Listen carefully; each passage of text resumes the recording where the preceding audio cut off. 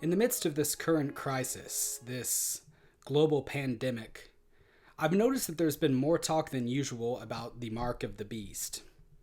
There's a fear out there that any sort of mandatory vaccine or even mandatory testing is connected in some way with the mark of the beast. So I want to do a video going over what the mark of the beast is and how it's connected with everything that's currently going on. I'll go ahead and spoil the ending for you right from the outset. No, I don't believe that any vaccine or mass testing that's being developed is, in fact, the mark. You'll see why as we continue. But I would also say that if vaccines or tests are developed and are mandated by law, I won't be taking them, especially not if they're mandated. And again, you'll see why as we continue. But let's get started. What is the true mark of the beast? Most people today are familiar enough with the concept, even if they've never read the Bible or aren't Christians or don't know anybody who is a Christian. It was popularized by Hollywood films such as The Omen, and then commercialized through Halloween, video games, and even energy drinks, to the point where everyone's familiar with the number 666, right? Everyone knows that it's in some way connected to the devil, though I'm thinking maybe many people might not know why. So let's look at the passages of the Bible that talk about the mark of the beast and get a clear definition. To do this, we need to turn to the book of Revelation. It's the last book of the Bible, and it's concerning the end of the world, or end times. In other words, it's a book of prophecy. So, Revelation was written by the Apostle John. He was one of Jesus Christ's 12 disciples, and he's the author of several other books of the New Testament as well. He also wrote the Gospel of John and 3 smaller books called 1st, 2nd, and 3rd John, which were actually letters to early churches. Revelation itself was written around 90 to 95 AD. When he was in exile on the Greek island of Patmos, John wrote this book, and he was in exile because of the persecutions of early Christians that were being led by the Roman Emperor Domitian at the time. This means that Revelation is not only the last book in the Bible placement-wise, it's also the last one to be written. So the Pauline epistles, the Gospels, and everything else like that were already completed at this time. In the book, John is caught up into heaven in a vision, and he sees all these events taking place, many of which can be tied back to similar prophetic visions in from Old Testament authors. It's certainly a strange read.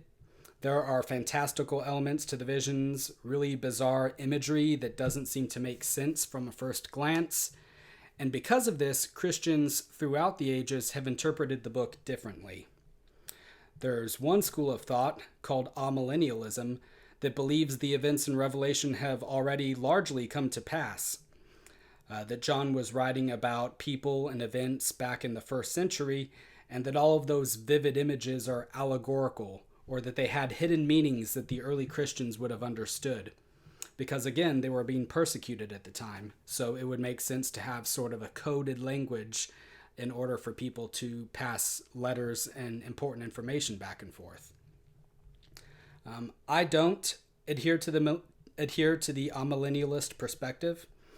I think it's an interpretation that makes Revelation contradict with other parts of the Bible, and I personally don't believe that there are any contradictions in the Bible when it's read properly. If you're interested in what these contradictions are, maybe we can talk about that in another video. I hold to what's called the Premillennialist Perspective, which says that this book is indeed a book of prophecy, and that the events in it described hasn't happened yet, although certain elements have been falling into place for some time now. So in full disclosure, that's the perspective that we're going to be operating with throughout this video. What happens in this perspective is that at some point in the future, Jesus Christ will rapture the church up to heaven, And then after that, the world will undergo a period of tribulation. This is a time of judgment upon the world, but also one last chance for people to come to God and to get saved. A lot of skeptics today would say, if there's a God, show me proof. Give me some sort of miraculous event. This tribulation period is going to give them just that. It's during this time that a figure called the Antichrist arises. In much the same way that Jesus Christ was God manifest in the flesh, the Antichrist will be Satan manifest in the flesh. Hence the name Antichrist. He's going to be not only a political leader, but a spiritual leader as well. He'll unite the world under one government and under one religion. What that government and what that religion will look like, and whether or not they're already here in embryo, is the topic of a whole other study in and of itself. And we can do another video on that if people are interested, but I'm trying to keep things to a narrow focus with this video. So for the purposes of this, just keep in mind that the Antichrist holds this function and that another figure, the false prophet, acts as a sort of high priest for the Antichrist's one world religion. In Revelation, the Antichrist is referred to as the beast, and his false prophet is referred to as a second beast that's coming up out of the earth, whereas the Antichrist is referred as coming up out of the sea. Both of them are subservient to the dragon, which of course is Satan himself. In chapter 13, this is how the Antichrist, or the beast, is described. And I stood upon the sand of the sea, and saw a beast rise up out of the sea, having 7 heads and 10 horns, and upon his horns 10 crowns, and upon his heads the name of blasphemy. And the beast which I saw was like unto a leopard, and his feet were as the feet of a bear, and his mouth as the mouth of a lion. And the dragon gave him his power, and his seat, and great authority. And I saw one of his heads as it were wounded to death, and his deadly wound was healed, and all the world wondered after the beast. And they worshipped the dragon, which gave power unto the beast. And they worshipped the beast, saying, Who is like unto the beast? Who is able to make war with him? And there was given unto him a mouth speaking great things and blasphemies, and power was given unto him to continue 42 months. And he opened his mouth in blasphemy against God, to blaspheme his name and his tabernacle and them that dwell in heaven. And it was given unto him to make war with the saints, and to overcome them. And power was given him over all kindreds and tongues and nations. And all that dwell upon the earth shall worship him, whose names are not written in the book of life of the Lamb slain from the foundation of the world. Again, there's hours worth of study that can go into the details there and what they mean, what the 7 heads and 10 horns are, what the leopard and the bear symbolize, and so on. But now, listen to the description of the false prophet, and this is where the mark of the beast comes into play. And I beheld another beast coming up out of the earth, and he had 2 horns like a lamb, and he spake as a dragon. And he exerciseth all the power of the first beast before him, and causeth the earth and them which dwell therein to worship the first beast, whose deadly wound was healed. And he doeth great wonders, so that he maketh fire come down from heaven on the earth in the sight of men, and deceiveth them that dwell on the earth, by the means of those miracles which he had the power to do in the sight of the beast, saying to them that dwell on the earth, that they should make an image to the beast, which had the wound by his sword and did live. And he had power to give life unto the image of the beast, that the image of the beast should both speak, and cause that as many as should not worship the image of the beast should be killed.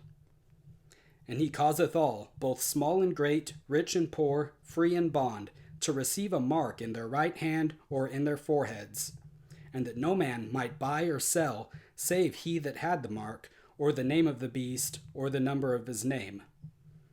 Here is wisdom. Let him that hath understanding count the number of the beast, for it is the number of a man, and his number is 666. So there it is, the biblical definition of the mark of the beast. Now, what does that look like? Or rather, what is it going to look like? For a very long time, Christian scholars thought that it would be a tattoo of some sort.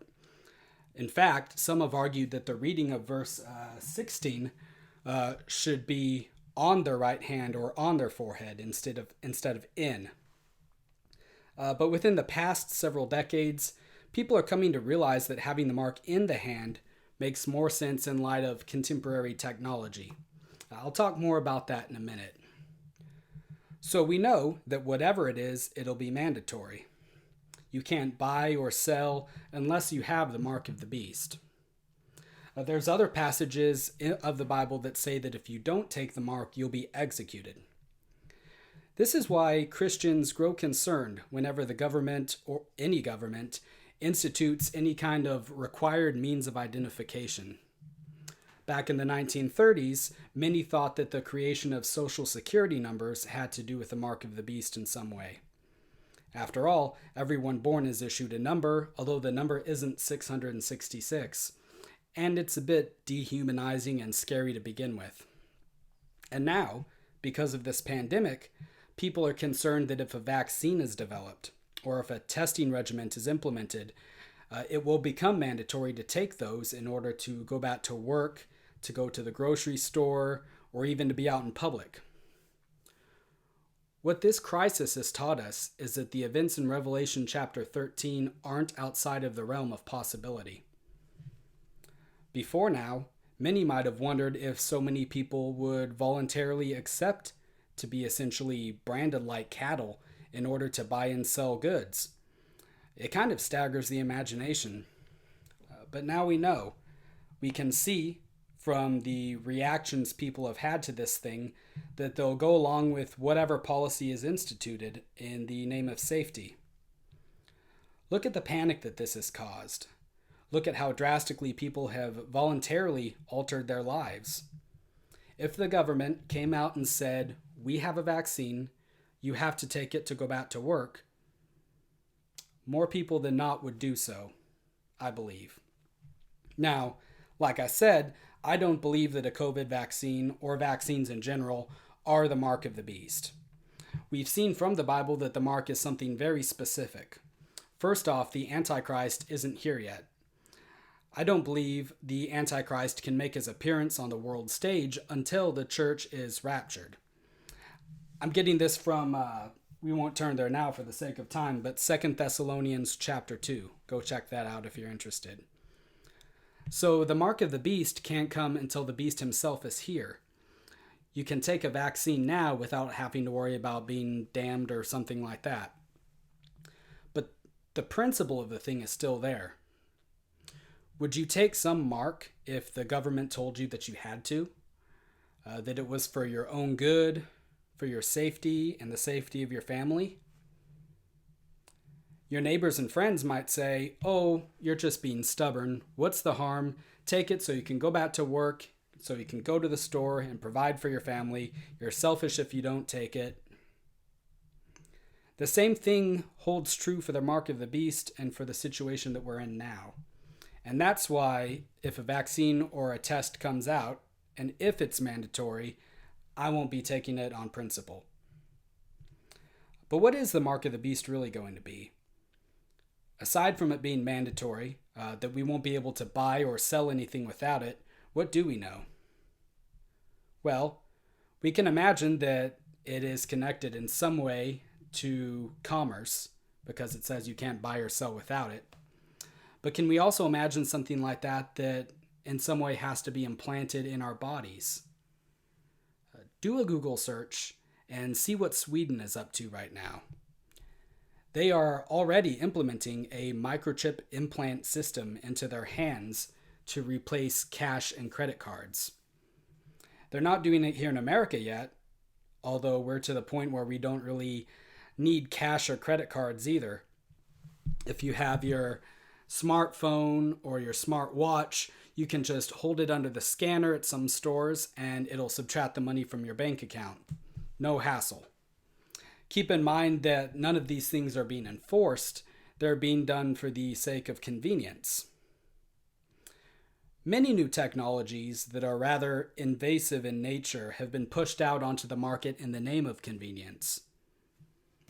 Here's a book called Smarter Than You Think How Technology is Changing Our Minds for the Better by a guy called Clive Thompson.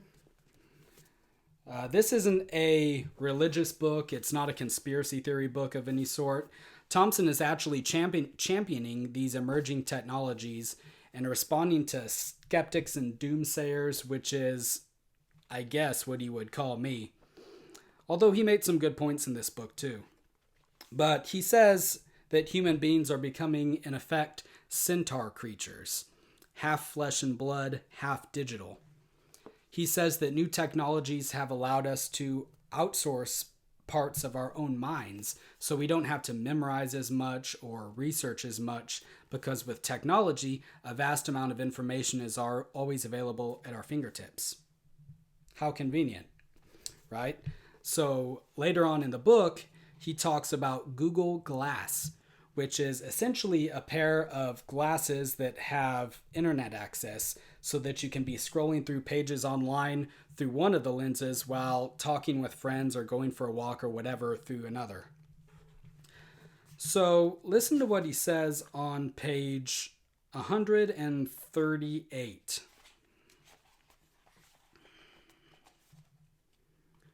We're getting closer to the machine all the time. Our transactive partners now ride in our pockets. But what will happen as they move even closer to our minds? If you want a glimpse of that, say hello to Thad Starner. Starner is a 43-year-old computer science professor at the Georgia Institute of Technology who also works for Google. But he's best known as one of the few people on the planet with years of experience using a wearable computer. The guts of the computer are the size of a small softcover book strapped to his torso in what amounts to a high-tech man purse. He types into it using a twiddler, an egg-sized device that lets him write with one hand. And what's most prominent is the screen, a tiny LCD clipped to his glasses, jutting out just in front of his left eyeball. While you or I have to pull out a phone to look up a fact, he's got his screen floating in space before him. You might have seen pictures of Google Glass, a wearable computer the company intends to release in 2014. Starner's helping Google build it, in part because of his long experience. He's been wearing his for 2 decades. This is about creating a high level of intellect, an augmented intellect, he tells me when I meet him. He goes on to say, 10 years ago, onlookers assumed Starner's wearable was a medical device that mitigated some defect in his vision, and they gave him a wide berth. Now, Swedish investment bankers beg him to tell them where they can buy one. Like the small group of other long-term users of wearables worldwide, there are only about 20 others who've done this for years. Starner built his rig by hand, and then it goes on to talk about this device. It's telling, though, that Thompson poses the question in the beginning, what will happen when our transactive partners move even closer to our mind? What will happen when they're implanted? These technologies aren't getting smaller and smaller. Or rather, they are getting smaller and smaller. And at the same time, they're getting more personal. You go from a computer to a smartphone to a glass in front of your eye. Then what? Do you go into the eye itself? And how many people will not only endure whatever sort of procedure that would take, but line up for it for the benefits that it offers? Who can say whether or not a technology such as this would actually benefit or harm the human brain? Maybe it's all a benefit. The writer Nicholas Carr argues that it's not, and you can check out his books if you're interested in that side of the argument. But even if there's no harm, if it's all to the good, that just makes things like this all the more likely to be willingly accepted by the mass of humanity. So, I believe the mark of the beast will be an implantable microchip of some sort. It might be marketed through fear, or it might be marketed through convenience, or maybe both. Now, if you're not a Christian, or if you don't believe in this interpretation of the book of Revelation, maybe all of this seems like a benefit to you. New technologies, more convenience, enhanced safety, those are good things. I just hope that this video helps you to understand why some Christians are cautious about this stuff, even if you don't think that it's a problem personally. And keep in mind that this isn't an irrational fear of progress in general, or even of technology in general, but of a specific kind of technology and of a specific sort of mindset that's on the rise. So thank you very much for watching this, and have a nice day.